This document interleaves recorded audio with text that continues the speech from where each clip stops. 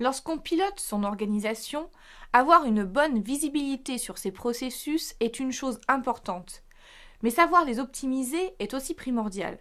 Dans le cycle de vie de gestion des processus, l'analyse et l'amélioration des processus métiers sont deux activités permettant d'identifier les dysfonctionnements globaux et systémiques de l'organisation, de gagner en performance et de créer de la valeur. Les méthodes pour analyser les processus sont très nombreuses.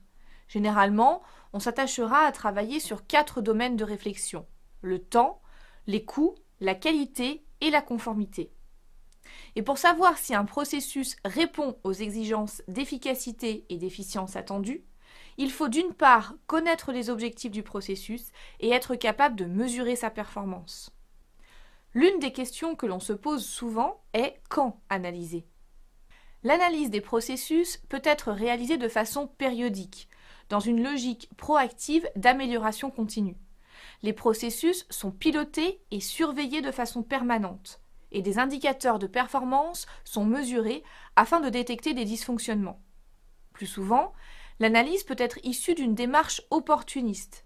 Les processus à améliorer ou à refondre ont été identifiés et priorisés sur la base de leur performance perçue.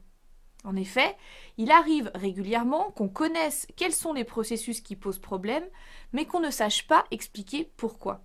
On est conscient du potentiel d'amélioration d'un processus et on préfère donc concentrer ses efforts d'analyse sur ces processus critiques.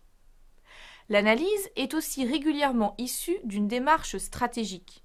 L'évolution de la stratégie de l'entreprise, du marché, de l'environnement concurrentiel ont un impact sur les objectifs et par dérivation sur les processus.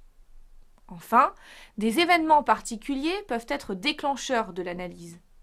On peut rencontrer par exemple la mise en place d'une nouvelle technologie ou d'une nouvelle application qui peut venir impacter les processus, ou encore des modifications réglementaires, une fusion, une acquisition d'entreprise qui entraîne souvent une homogénéisation des pratiques et donc des processus.